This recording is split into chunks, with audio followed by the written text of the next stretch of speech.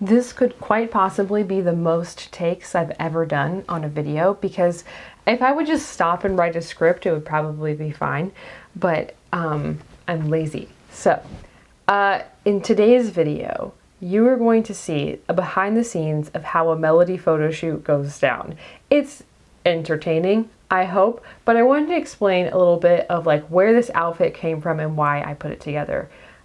This fall, through a various series of events, I'd love to talk about it. I could talk about it for a long time about how we got here, but I don't want to waste your time. There's a lot more funny stuff later in the video. So I've become interested in historical costuming. And one of the things that you'll quickly learn if you start watching videos or reading about it is how serious people take it, and how a large group of people have decided to take it so far as to hand sew their garments, or at least some of them. And I was intrigued by this because I enjoy embroidery, but I feel like embroidery can be a little pointless unless you're putting it on a garment, which was probably the original intention of embroidery.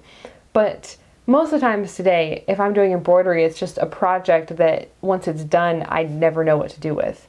And so I knew that I enjoyed that. So it stands to reason that I would also enjoy hand sewing a garment, and then at least you would be making something that you can actually use and wear. At least for a little. So I decided that this coincided with my desire to make a shift for my peasant girl outfit, and then that also could be used for other outfits as well. And so I followed a video, which I will link below. I'll link several videos below that like inspired me and gave me the tools I needed to actually be able to do this. And their videos are all much better than mine, let's just say that. And they'll actually tell you how to do this. And so the first thing I made was this shift. I just like pulled some scrap fabric, just plain 100% cotton out of the closet.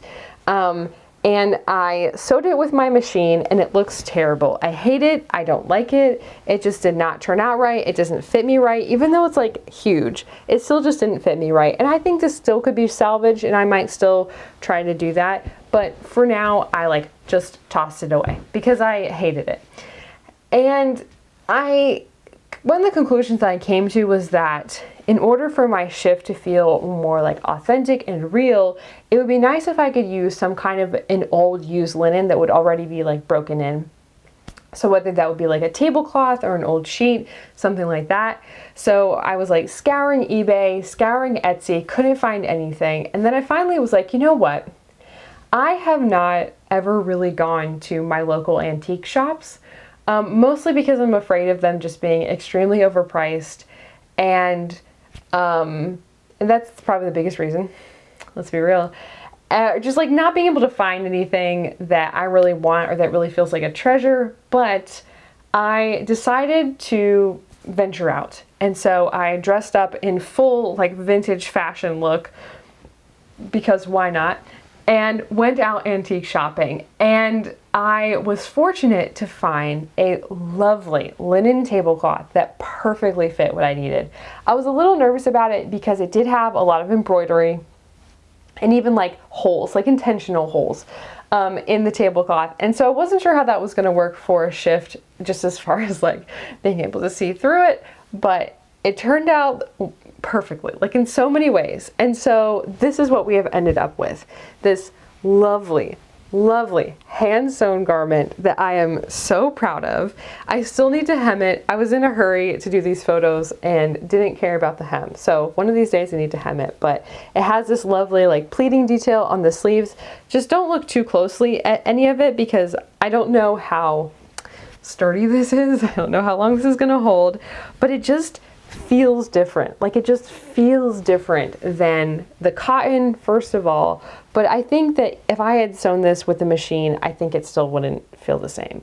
There's just something about making it with your hands that just feels and looks different, I think, I hope. I don't know that you'll be able to tell that in the photos or anything like that, but I can tell it. I think it's just like a hand quilted quilt just feels different than one that's been machine quilted. It just does. It just has a different vibe. And so that's what we have created. That's what I'm wearing. That's like kind of the foundation of this outfit. The other pieces in this outfit are my corset cover, or yeah, I guess that's what we're gonna call it, from the peasant girl outfit. And then that fabric matches the green skirt that I had from my late 1800s outfit. And I put those together to kind of create the look of a dress or a kirtle, something along those lines. And then underneath the skirt, I am wearing a antique petticoat that hopefully I can do another video on soon. But antique petticoat, and then I have kind of a makeshift corset that I have for like just structure, because that's pretty important to this outfit, and that kind of corset cover piece just does not work unless there's some kind of structure under it. So I hope you enjoy this video. I hope it's not too long for you all, and I am so excited, which I'm bumping my mic. Great. All right, I know the sunlight's in my face and it's overexposed. It's fine. I think I have finished. I probably just sewed the sleeve like in backwards or something. That would be horrible. I think I finished, for the most part, my shirt. Here you can see it. There are definitely some things that I still need to do, but the sun's going down. And I still don't know if I'm gonna make it out there, but I'm gonna try and do at least a try on. Just remembered something. But first of all, I need hooks and eyes, but for now I can pin it, it'll be fine.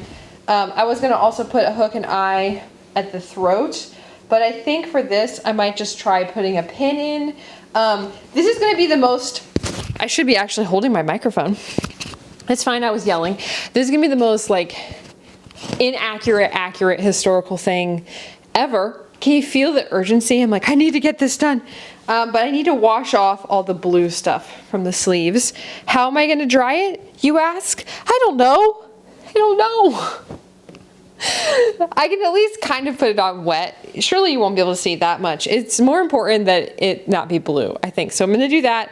I'm gonna put this on for, you know, and then we'll get the other stuff on. I'll try to film the other stuff. Who knows if I can actually leave it in, because you never know. So give me a second and I will be right back. All right, historically accurate thing number one are these stockings. They are not accurate. I don't have accurate stockings. So at least I have something on my legs, and I am going to try and pin this closed, which this giant cameo brooch, whatever it's called. The question is, in what era did they start wearing brooches? I don't know, but I need something to hold this closed. So a brooch it is. And this is so much harder than it seems. Where is my lady's maid? Okay, I think we've got it.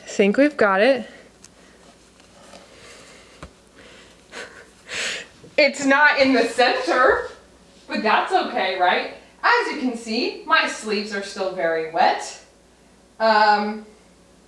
And I have no way to fasten them because I'm at home alone, and I don't know if I can pin these shut by myself, but I'm gonna try. Let's see if I can do this. I for sure can't pin them shut with the pins on the inside. Well, that's something, I guess, at least. Let's see if I can do this one.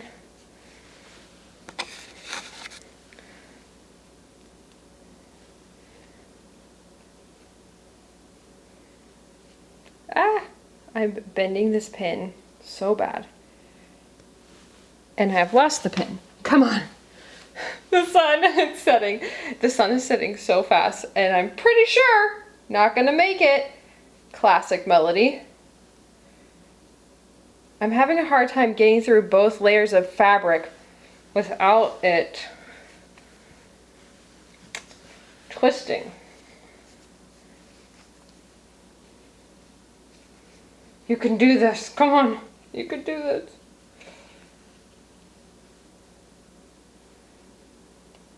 Wow, I have severely bent this guy. Okay, let's go for a different pin. Okay, friends, I think I have a solution. There we go. The problem was that I was afraid that if I pinned the cuff tight enough for my arm, that I wouldn't be able to get my hand through, but I've figured it out. In what era did they wear shirts that look like this? I don't know. This honestly looks more like a men's shirt. There's too much fabric. I should have definitely made the sleeves shorter, but it's fine. It's fine. Now I'm going to really gracefully put on my corset that I made. Let's see if can I even do this? Closer? Okay, we're closer. Well, sheesh, Melody. The poor people. We're gonna have to cut so much of this out, probably. So many horrible noises. Okay. Do we have a corset? I think so. Okay, now I need to go check this in the mirror to make sure everything's straight. It feels straight.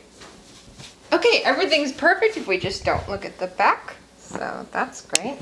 Next we're going to put on, now this is a real petticoat from who knows when. I'm pretty sure this is the wrong era for this petticoat because it has like so much lace and stuff on it.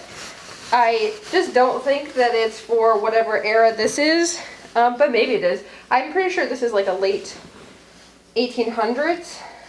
So I'm just gonna tie this as best I can. Might actually double tie this just in case, just to hold her in place. All right, I think we're gonna go skirt next because this skirt, I'm gonna have to pin smaller so it stays high enough so that my corset cover covers the waistband. So I think, yeah, so I'm gonna have to overlap this quite a bit. And the sunlight is going down. I should probably adjust the camera settings to compensate, but I don't have time. You can do it, come on. Okay, how do we look so far? Does this look historically accurate to any time? Okay, honestly, don't hate it. Don't hate what's happening. This is where it's gonna get sticky, is when we put this guy on. All right, so I can hook these hooks and eyes together, which I will do, but I usually then also have to go in and safety pin it because I don't know what I'm doing when it comes to hooks and eyes, and so they sit way too far apart. I don't know if you'll be able to even see that in the video, but I need a lady's maid so bad. Okay, let me get my straight pins. And I think from what I've heard, I haven't actually done real research, but I think straight pins is what I'm actually going to be using. Straight pins are historically accurate, I believe. So are hooks and eyes. Okay. How do we look? We feel warm. Let me tell you, we feel warm. Well, here we are. Are you still filming? I don't know. Is it too dark in here? Most definitely. All right, I've gotten things brightened up a bit, and here we have the outfit. Don't have enough safety pins, so you can still kind of see some of my hooks and eyes. And I don't know how I feel about it. I'm not just like wowed. What I feel like this outfit is, it's like what someone in the late 1800s would have worn to look like they were from a different century. They're like, oh, I'm taking inspiration from whatever century the rest of this is from. Like, I feel like Anne of Green Gables with the puffed sleeves when that was like coming back into style. But this is not supposed to be the early 1900s. It's supposed to be, you know, much earlier. So, I promise I'm not breathing hard because of my fake corset. It's just because I don't know what to do now. Do I go take photos? Is this recording? I don't know. I don't remember if I hit record. My microphone's way over there. My skirt has a crease in the front, which is completely unacceptable. My petticoat is from a different century entirely. And what boots am I going to wear? Are there hunters in the place where I want to take photos? Probably. So, what am I going to do with my hair? What am I going to do with my hair? I don't know what would be historically accurate. Should I just tie something under my chin? I just don't like how that looks. How do I look? Well, okay. This is the point where I need to decide, am I actually going to go try taking photos or am I going to do it another day? It's so warm today. It would just be so perfect, but I need to go in the next like 5 or 6 minutes. The sun is so low. It's so low. Why do I do this? Every time, every single time. Okay, I'm driving to the location. Fingers crossed there's no hunters there today, although I don't have high hopes. Every time I've gone, the last couple times, there's been a hunter there, which is unfortunate. Also, it's very hard to drive in this corset because somebody moved the seat. It was not me. And I also really want to know what people think when they drive by. Can they see? Can they? I don't know. The annoying thing about this spot is you can't see the parking lot until you're like there or almost there or like, oh, I think there's no one here. Oh my word. I don't think there's anyone here. Yes, yes. Ugh. Every time I've come here in like the last month, there's been someone here. It's not a special location. It's just not far from my house. And so I would always rather shoot here. But apparently other people also feel the same way. So I'm not actually looking at the camera. I keep looking at myself. I really want to know when people drive past me on the road, how much can they see? And are they like, oh, what? Was that a lady in 17th century garb? How interesting. Don't think they're saying that. They're more like, what is that person wearing? Okay, here we go. Here we go. It's maybe half an hour. It's really hard to tell where we are in relation to sunset because it's cloudy. Yay. And yeah, so I don't know how this is gonna actually go. I don't know how much light I have left, but we're out here and it's actually pretty light still, so. I've made it. Oh my goodness, my hair. It's so frizzy. It feels like my hair could fall down at any second, so that's always good. Something I probably need to get over is my fear of like being discovered like in costume taking photos.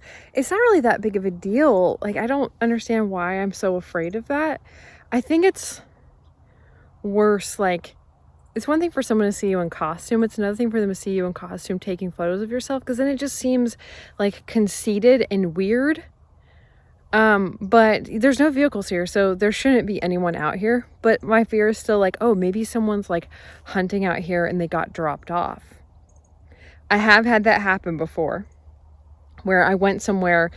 Now, granted, I was not taking photos, thankfully, but I went somewhere that I was like, oh, there's no one hunting here. There's no vehicles. It'll be fine.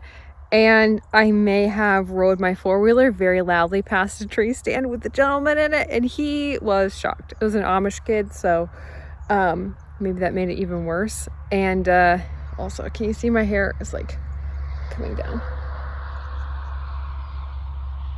So I'm just like afraid. I think I'm afraid of someone getting mad at me for like disrupting them is the biggest thing. I'm not afraid of getting shot. Just afraid of someone marching angrily out here and being like, what are you doing? And my luck would be, it would be an old man who would be like, what's Instagram? I don't understand. I don't understand what YouTube is. And then I would feel bad for disrupting someone's day.